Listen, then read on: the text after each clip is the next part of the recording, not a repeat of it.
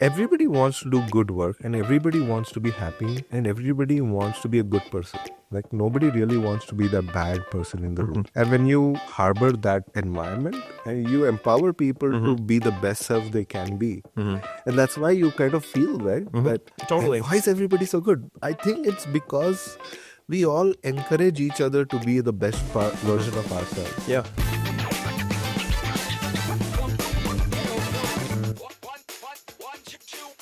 All right, greetings and welcome to yet another edition of the Sounds of Solar podcast. I'm your host today, Christoph Bruhn. Joining me is Prahalad, Shivshankaran. Yeah, Hey, Pradi. I'm Russ for today. Russ, you are Russ and Pradi. Russ and Pradi today. Yeah, where I'm going to where sit on is both Russ? Where is Russ? Russ is not with us. Russ- I mean, he's still of this earth. Yeah, and he's But- still part of the podcast. Yeah. Yeah, Good clarification. yeah, exactly. Well, Russ is in Colorado, I'm told. Yeah. I don't know what he's doing. He said skiing is more important than podcasting, right? That was his actual words. And Yeah, no. You know, I follow him on Instagram. I saw his post. you have to. Everyone should. And the caption on the post said that the hike were great and he's preparing for the big Friday hike apparently. Mm-hmm. But he already puked 2 times because of the altitude. Because of the altitude. Yeah, that's what he said. A lot of altitude there. Yeah. Okay, all right then. Maybe we ask him about it next time. Well, so segue. So Raj is with us here. This is Raj Pawar, director of PV Invest at EBS.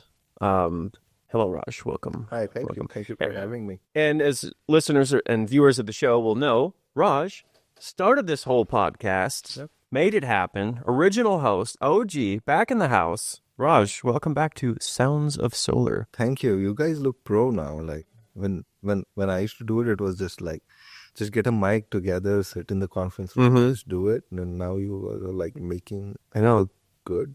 Great job. Thank you. Very Well, we couldn't have done it without you. Yeah. Yeah, I think Andy and Dennis are really generous and excited about this. So it's Yeah. good that they supported me in the beginning. Dennis was Last year. literally in the office this morning, shaking hands as he does, and he said, "Oh, you got a podcast today?" Yeah, he started. He knows. He shook my hand. He's like, "Here comes the big shot." I'm like, "Thanks, Dennis." Yeah. No pressure. I played ping pong against him yesterday, and like I'm not taking it easy on Dennis. I'm playing, No, yeah, and he still beat me 3 games to 1. Taking it easier. And Yeah, I think that's what's happening. Yeah.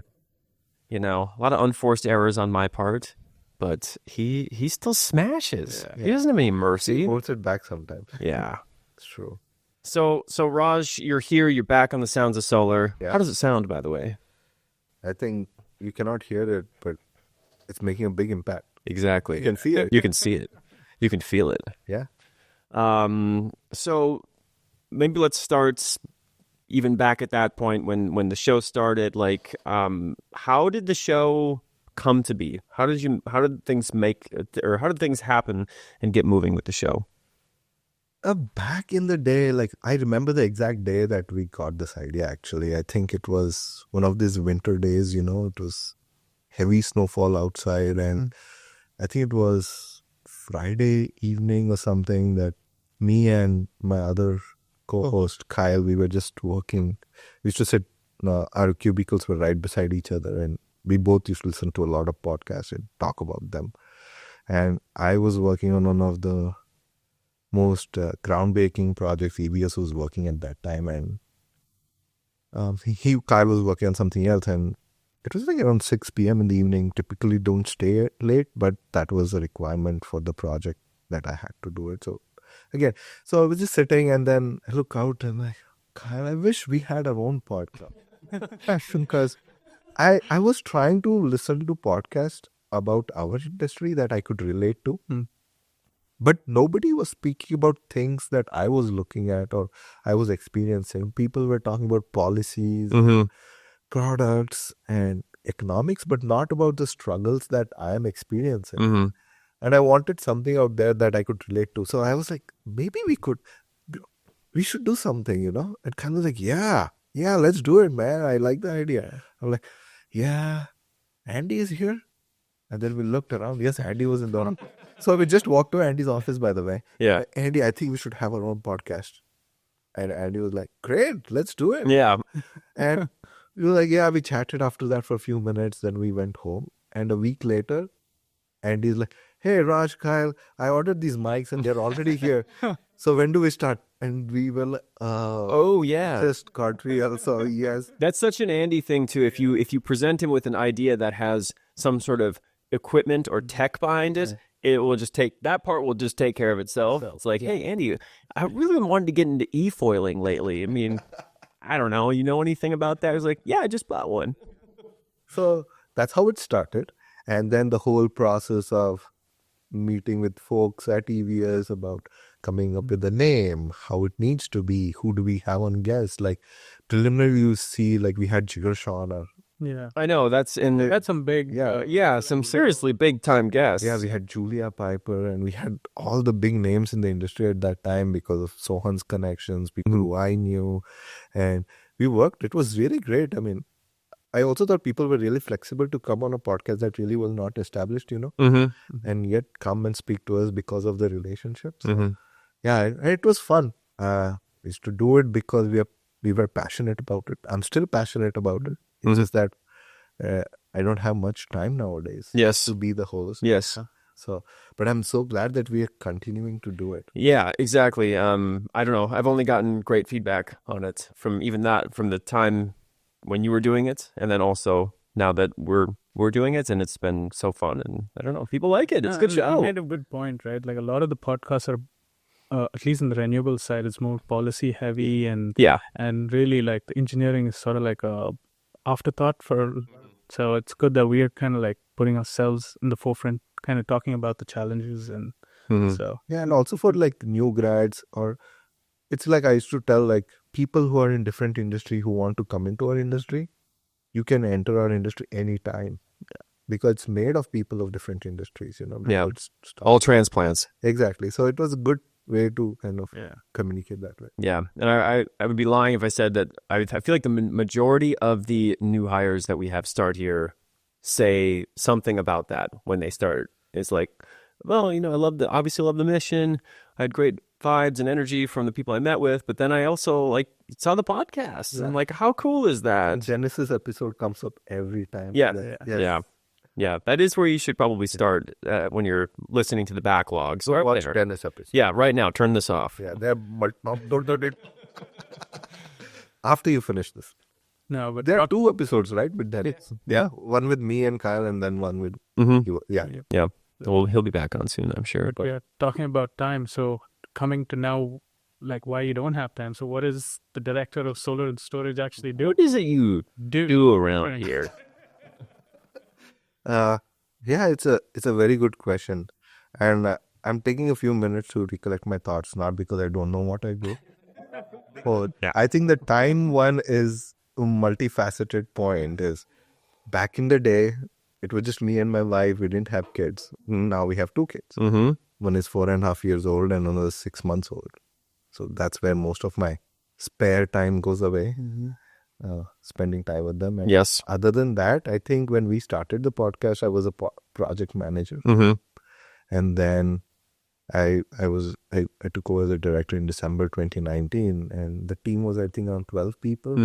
Now the whole That's as big as the structural team is now. Yeah, now the it's a lot different. department is like 36 people now.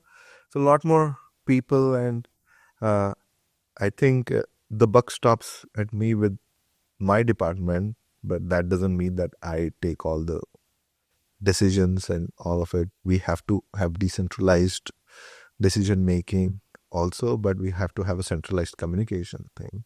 So I have people who I trust who can make the decision that's right for EVS and the department, but also most of my time goes in making sure that I'm maintaining the culture within the department that aligns with EVS's culture, and communicating with our team and the folks about critical aspects of our work, managing clients, and also making sure that we are out there in the market with the right set of attitude and right set of perception of where we want to be and the work we want to do.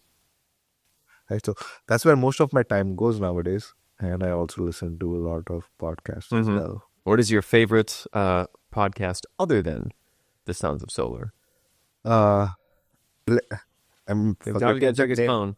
I'm forgetting the name, but here it is. Let me tell you the name of it because I was listening to it. Do you think it's going to be renewable energy, or is it something totally different? It's different. No, it's completely different. Oh, we got to speculate.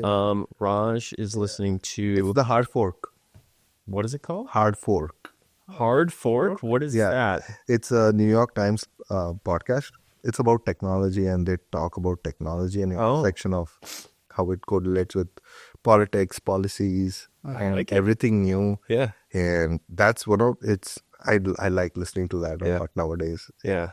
That's my weekly thing. Every day is basically Wall Street Journal's podcast Mhm. and NPR, and also Lex Fridman.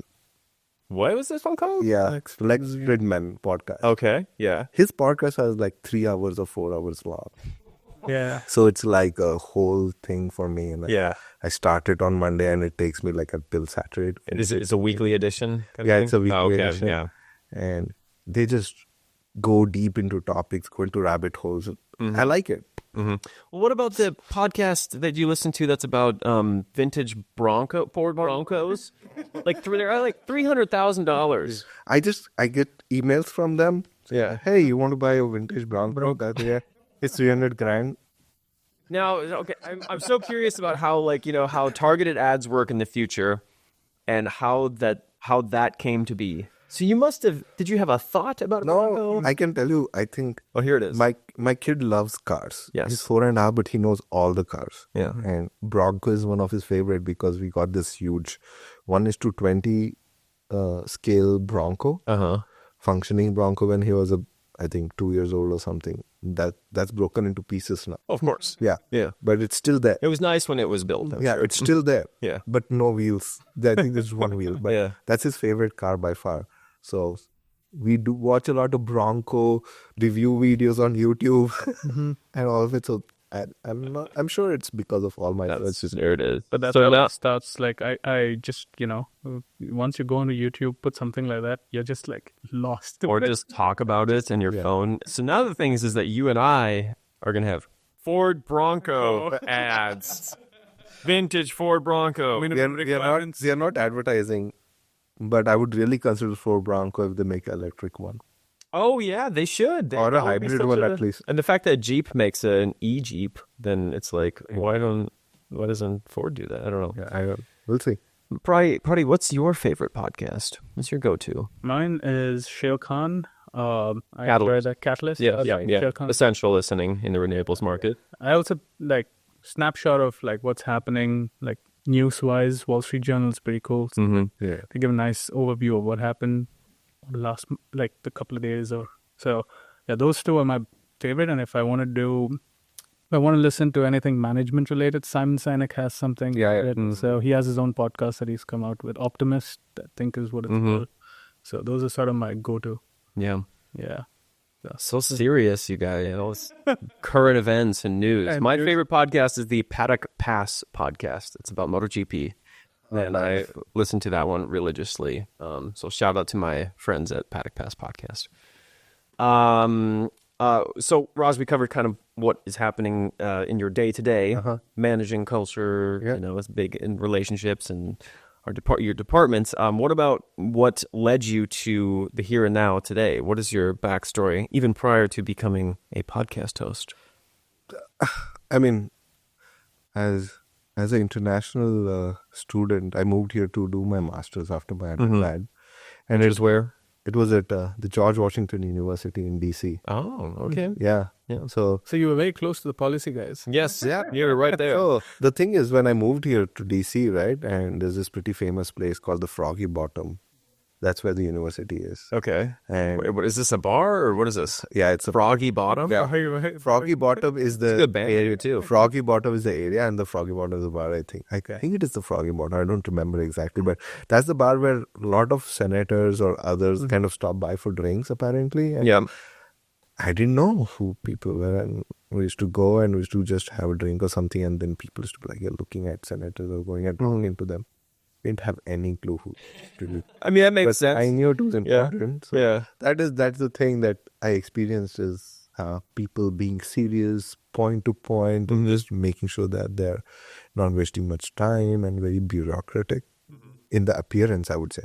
I mean, if you go speak to them, they're always good, Yeah. right? But that's my That's their exposure to job. the first US thing. Yeah. And then I moved to California after I graduated. Mm-hmm. I started, my first job was with Solar City. And And you studied electrical? no, I'm a mechanical engineer. There's a lot of mechanicals in electrical. Yeah. Which makes, I mean, there's a lot of overlapping. Yeah, I did a few mechatronics courses, and one of my projects was multi-flap airfoil system optimization. So it was just a whole thing, and energy really excited me. And Solar City was like, you have good experience, maybe you should apply it to solar and see what happens. Mm-hmm. I went to Solar City, and the vibe in California is completely different. Oh, yeah. Yeah. Right? Yeah. And that was probably my first time going to California, and I had fun there for a couple of years. And just the what was it, the work at Solar City is so fast paced, or used to be so fast paced and exciting, and people really resonated with the big goal, right?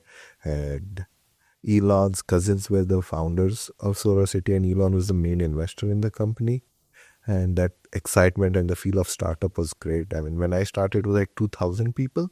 But in 2 years, when I left, it was like 14,000 people. Wow. How do you do that in 2 years? I don't I mean, do you even interview people or just say like, oh, this person is living here? Okay, here's an I offer. think it was mainly a lot of installers, because they still do their own install for residential and commercial. So it was a lot of installers and sales guys. And, every warehouse used to have their engineering, sales, and all of it. It's crazy. It was great. Learned so much. But at that time, did they have the roof or no? They were just doing The roof. the solar roof. Yeah. They had the whole thing. Yeah. No, they didn't have the solar roof. The shingle integration. Yeah. No. It was just about panels and Okay, it was just standard rooftop installation.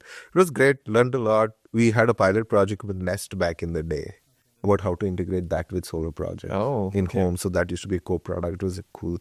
But I was there for like 2 years, and in 2 years span, I think everybody used to design around 50 to 100 projects a month, depending on where you were. And so probably left after designing 1,000 plus projects in residential.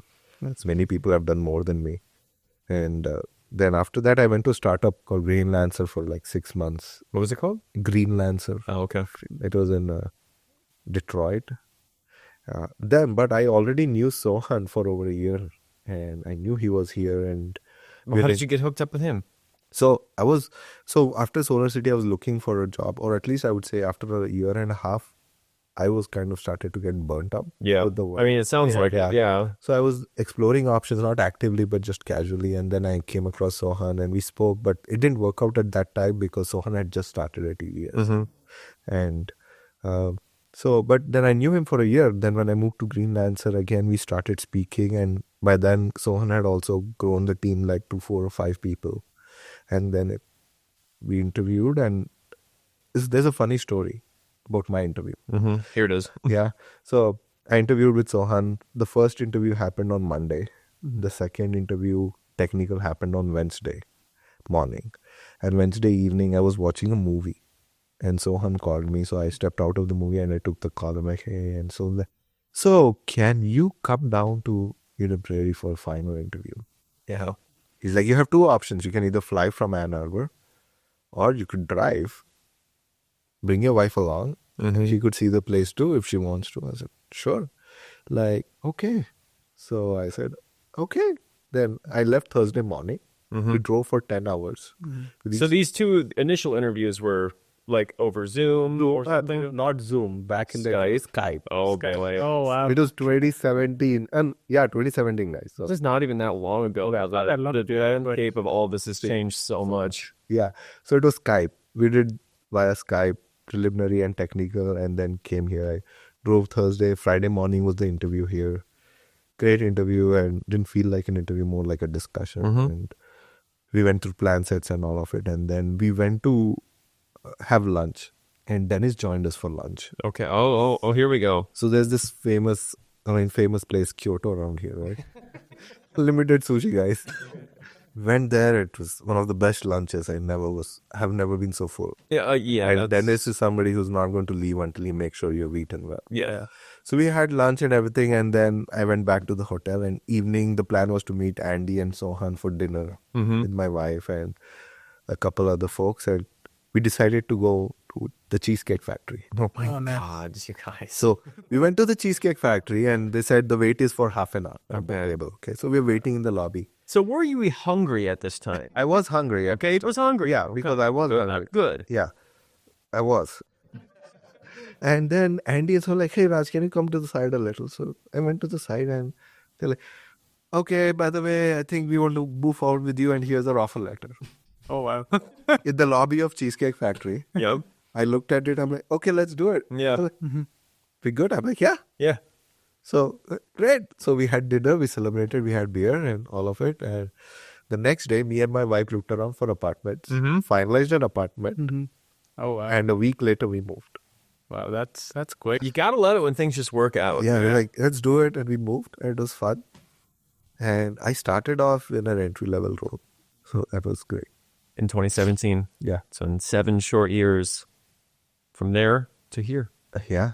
It's been a ride. It's been exciting. And how many people were at EBS when you started? 35, 36? And it was still in that era where we were just kind of changing our core business. Yeah, it was. We used to still do a lot of commercial civil, and when I started, we were really focusing a lot on the community solar garden program over here. Which was like the one of the top, right? I think when I started, we used to have our weekly meetings where we had a spreadsheet that used to just fit in an A4 sheet on one side with the list of projects. And then as time went by, then it was front and back. And then we just gave up on using sheets during week. Yes. Yep. Different tools. Yeah. So that was cool. It's been exciting to see the journey. Wow. So kind of along the lines of, you starting in 2017, now you're here now, director of PV and BESS. What is the current state of the department, and how did you grow the team over time? The current state of department is it's thriving because of the people we have and the culture that everybody has built around EVS, and also the clients. We love the clients we work with. Yeah. We are passionate. And we're not just saying that. Yeah, we do. Yeah. And we're passionate about the projects we do. Yeah. And that's the current state. We're really passionate. We care. And we want every project to be the best project that we have ever designed. I think you go and ask anybody within the team. That's the whole mindset. Yeah. And I think that is the most critical factors. Care and be accountable to what you do. And I think that's the whole status at EVS overall too. It is, definitely. I can 100% agree with that. That we have kind of the perfect recipe. We work on projects we absolutely care about, things that are so important to the overall well-being of the world and our society moving forward, but then we work with the amazing people internally and externally. It's kind of the perfect recipe. Yeah, I mean, we're helping change the world, the way the world produces power. And if you engineer the projects right, they're going to function right. And if they function right and produce power as expected, there's going to be good reputation for these projects and the market overall. And if we do not engineer it right and the project fails in some way, then there's going to be a bad reputation. We don't want that to happen. We want this to accelerate. Yeah. I mean, it's the type of engineers we have here and all the folks here, I think we're all about continuous improvement, and that kind of comes from the top down. One of Andy's main tenets is continuous improvement. For sure. We're all doing that every day. So, Yeah. Go ahead, bro. Quick question. Like, I think the vision for this year was quality, right? Quality, standardization. Maybe you want to touch on what the vision was this year and maybe what it could be next year? Well, the quality has been every year thing, but also as you kind of grow in the manner that we are growing, quality becomes something that we have to bring it up almost in every other conversation because we cannot lose sight. Right. We are growing rapidly, which means we have to have more work come in. And the scale of projects are also growing rapidly. And as we get more work in, as we get new people embedded into our system and integrated into how we do the processes, the quality has to stay there, right? So that becomes a predominant thing. Non-negotiable, Yeah. pretty much. Yeah. But the backbone of quality is standardization, training. And I think we have really worked hard to get to a point where we are right now, where we can say we have a decent program. But as always, there's room to grow. And I think for next year, it's going to be building on the standards we have, also building the leadership pipeline. I think we have good leaders here at EVS. We have to make sure to continuously grow the leaders, because a leader doesn't need to be in a position that they manage people. I think an individual contributor can be a leader too. They lead their projects. They are accountable. They hold others accountable and help clients get to what do you call results, right? Yeah. So that's, I think, going to be the key for next year, is building that leadership pipeline while having good quality and build on our standardization and training. Cool. Yeah, anybody who reaches out to me on LinkedIn for opportunities, they always first start up like, what's the training look like? Yeah. Because a lot of them are not like, they don't get exactly trained for this in school. So, my immediate response, we have a ton of training material, and it's a lot of like on the job learning. So that's most jobs, to be fair, but like we are definitely in a totally different kind of thing, especially on my side with the structural aspect. This is a very strong departure from what you think you're going to do when you go to school, versus what you actually will be doing, and it's more interesting. When you're a structural department, it needs to be structured. Bad joke of the day. I was just gonna say, I was like, I should like smile, just maybe. I was just a little bit. Sorry, I have this bad habit of cracking these bad jokes. No, you should do. Just for my entertainment, Yeah, it's good. I give myself entertainment. It's good Russ isn't here. Yeah. Oh yeah. Yeah, that's true. He's not here. Good for us. Yeah. Hi Russ, wherever you are. Looks like you guys don't need him. We get by. It's fine. So what else? We kind of covered the. Maybe I'll ask you both a question. Yeah. What's up? Okay. You have spoken to so many folks, right? What makes you think EVS can be ahead of the curve in the next 5 years? Or what do you think we should consider? You want to go first? Yeah, I think being small is an advantage, especially in a industry that's. I think it's a good industry to be in. It's matured. I would say the solar side, the battery side is something that's still maturing. So for a nascent industry, I think being small allows you to be nimble and flexible enough to accommodate new changes. I think that's probably our biggest advantage, I would say. Because I think even in my previous company, like we were like a 4 or 5 man team, but then the industry was evolving. We were doing DC couple. People didn't know if that was if that's a thing or not. But it allowed us to whatever the customer's request was, we were able to accommodate it because we were a small team. We were able to build it right away. I think that's sort of our prime advantage here at EVS as well. So that's allowing us to, and we have a lot of technical folks who've seen and done things for such a long time that they are keeping themselves updated and abreast of all the new information that's coming in, whether it's BESS, whether it's all the standards, So I think those are the two key things. Yeah. What about you?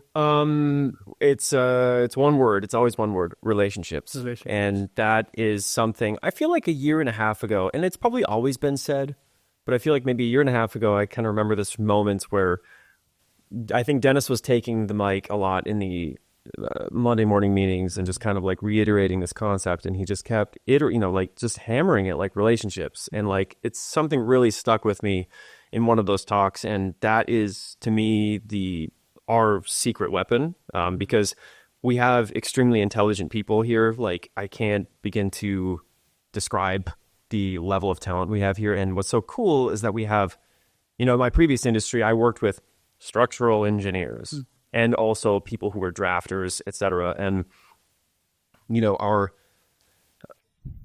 it was very homogenous, let's say.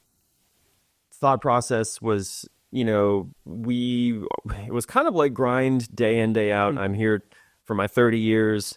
I'm just getting a paycheck. Like, we did good projects, don't get me wrong, but like there was not a sense of like true camaraderie and like we are making a change, we're doing something important, we're growing. There was none of that excitement to go with it. So here we have all of that, and we have so many people from so many different backgrounds, and they bring such energy to the work that we do, and the level, their intelligence, etc., their drive, but like ultimately what sews all of that together, you could have the smartest team in the world, but if no one can communicate and enjoy being with each other, then you're probably not going to get that far. But that's the secret sauce we have here, is that everyone is so cool. How is that possible? Everyone's so cool here. And like that's it. And I think that you mix the passion with great leadership, and everyone is kind of into the culture and into our mission and just into working with each other, and then also to our clients who are seemingly just on the same wavelength. It's just like we can do no wrong. I have a theory about it. Here it is. Yeah, everybody wants to do good work, and everybody wants to be happy, and everybody wants to be a good person. Like, nobody really wants to be the bad person in the room, right? And when you kind of harbor that environment, and you empower people to be the best self they can be. And that's why you kind of feel, right? That, Totally. why is everybody so good? I think it's because we all encourage each other to be the best version of ourselves. Yeah. I think that's what drives people to be good. And even with clients, I don't know if the clients are the same way with everybody, but with us, it's important for us to kind of take the first step and show that we trust you. And we are here to help you. And when the clients see that, they kind of like, okay, they reciprocate that too. Like, there's this whole thing about the pot of trust. You have to build the pot of trust first to expect the same thing back from anybody.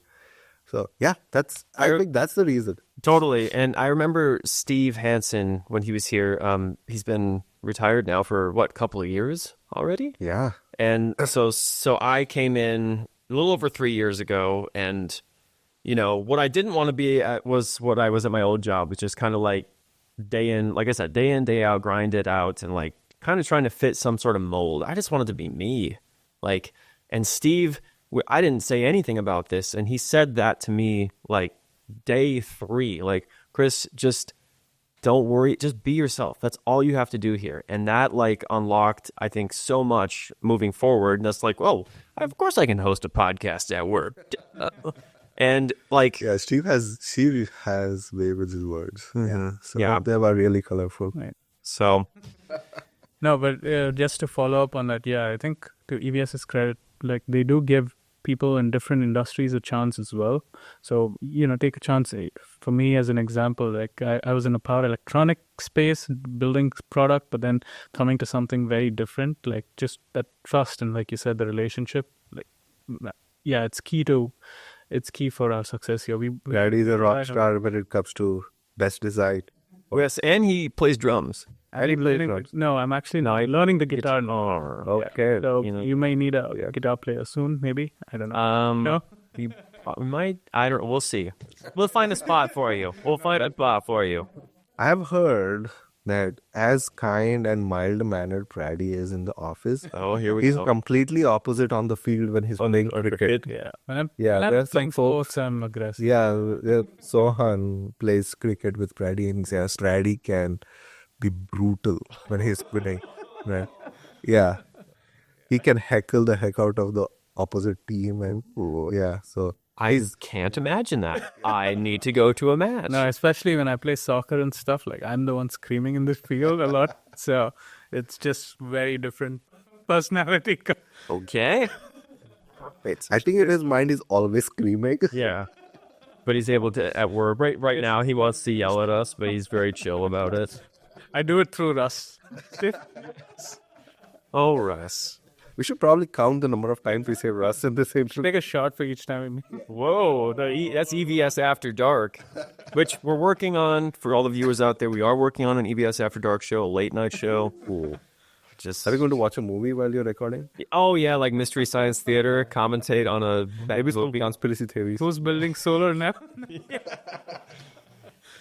Many ideas. Well, speaking of that or something, what about the future? Raj, what are you looking forward to in for EVS, for solar, for BESS, all these things, like free form discussion here. The future is basically like the rapid evolution in technology. Like you have 700-watt modules nowadays.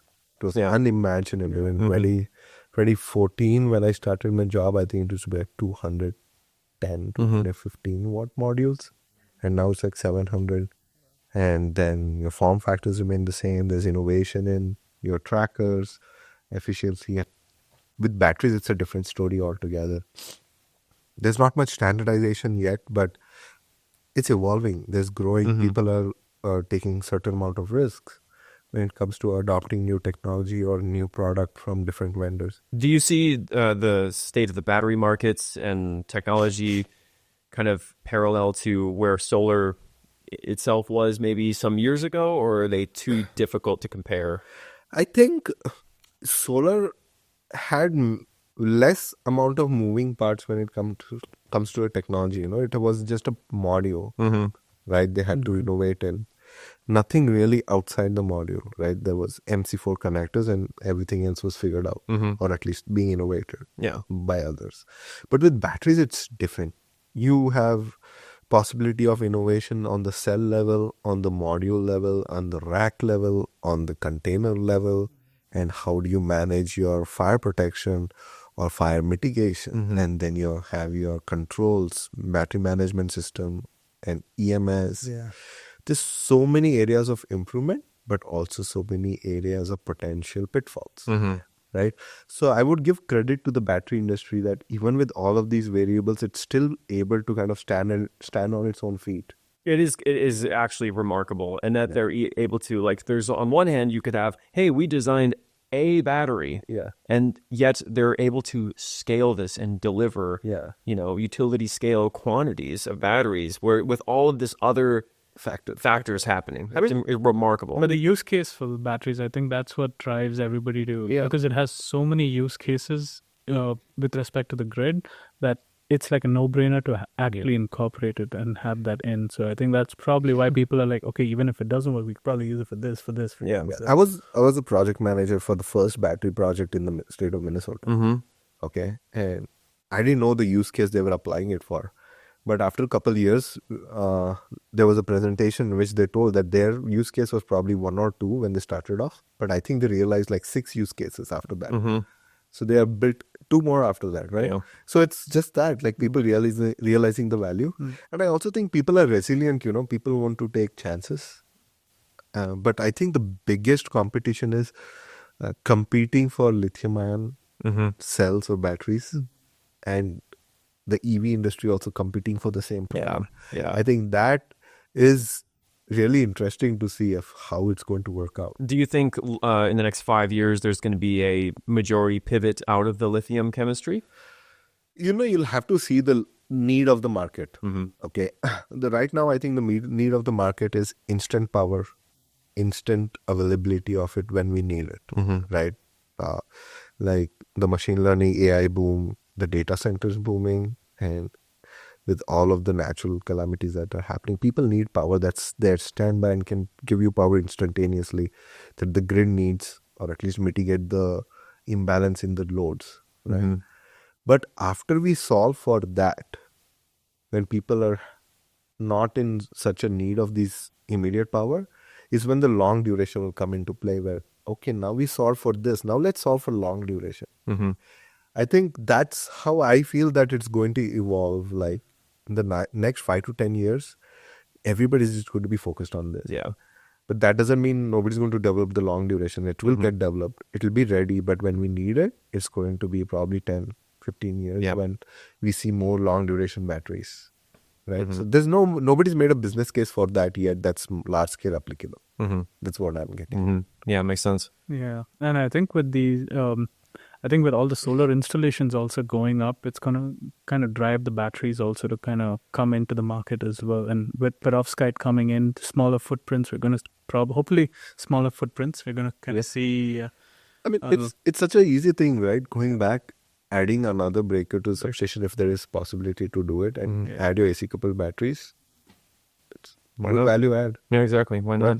One thing I'm curious to find out from you, but just because you have your visibility to, project challenges pretty early on, is like, what are some of the challenges that you're seeing with integration right now with respect to BESS or PV, whatever you want to talk about? I think I can speak from integration from engineering perspective. Okay. And you probably can touch on it more than me as well. I used to be in the weeds back in the day. Not much now. Yeah. But I think the whole thing about understanding how to integrate a product is the key. Like, it's very easy for everybody to say it's just batteries. It's just batteries. Just batteries, just hook them on. That's what my dad used to think. Yeah. It's just batteries. It works when you're, putting batteries into your consumer electronic. Yeah. But it's a little different on the utility scale. So I think the installation manual, the consistency, the documentation consistency, and also the ability to build it, or like buildability of it, like having room enough to land your cables, your lugs, and all of it. That's, I think, the crux of the thing of a product. It's make or break kind of scenario. If you don't have enough RFIs from the field for the product and the field crew was just installing it in their zone and didn't really have much issues, that's a good product. Yep, exactly. Irrespective of its performance, that's a product that can actually, that helps building, because it's expensive for people to be in the field and build it. The easier you integrate it, the easier for us to engineer it as well. Yep. I think that's one thing. And I've tried to hear this in multiple conferences. I don't think many people touch on it. Well, what's the real thing that's going to help a product be successful? And touch on actual points. Like, I would love for product developers to come to these conferences and say, hey, this is the feedback we got in the last version on the buildability. And this is what the new product is. We trusted with one of our installers to go run the cables underground, get it, stub it up, and see how it lands. And what's the time it took for them to do. Like, do that type of metrics, show the numbers.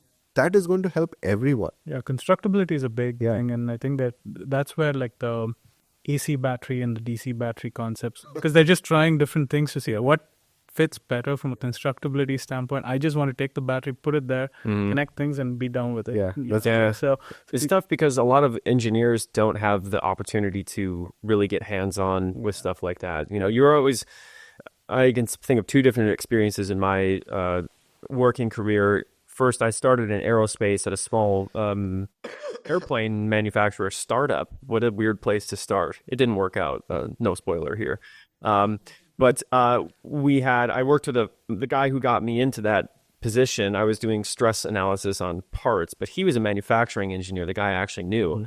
And he would tell me, like, I run into issues all the time with airframe designers making this great CATIA model and it looks amazing, but then they're like, okay, let's build it. And he's like, that doesn't work. It's an architect versus the civil engineer. Yeah, exactly. I'm not going to touch on it. Yeah, no, we don't need to go there. And then the next thing I did after that was work at this engineering, like an earthquake engineering lab at the U of M. And that was a great experience because it was everything was hands-on, and we had to get these giant test specimens into this loading frame, which was not easy at all. It was totally a jigsaw puzzle all the time of doing that. And like, I think I took a lot from those experiences of just like understanding like, hey, like we can design great things on paper, but like the important thing is actually building them in practice. And that's why I encourage our engineers to go do site visits, especially during mechanical completion. Yeah. Yeah. So Raj, at the end of every show is our new thing. Okay, what is it? We ask our guests, if you had a piece of advice to someone entering solar or renewables, whether they're a new grad or an experienced professional, what would that advice be? The advice is, nobody teaches you how to manage change or how to deal with ambiguity. And I think keeping your mind open to dealing with ambiguity and like kind of being successful at that is going to help you succeed. Not only here at EVS, but anywhere you go, because it's hard. It's hard to deal with change.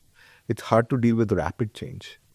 But if you're able to keep your mind open and kind of say, okay, this is what it is, I need to kind of figure it out, kind of pivot as needed, you're going to be really successful. Yeah. Be sincere though. Yeah. Keep Yeah. opportunities open. Keep opportunities to change in front of you and open. Yeah. You know. I don't know where I heard it, but the only thing constant is entropy. Or I would say the only thing constant is change. Yes. Entropy is change, Yes. right? So, There you have it. The man himself. Wisdom.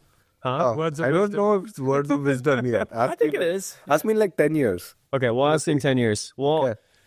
I did want to ask you about AI, but maybe we don't have enough time about that for that. I love it. Yeah.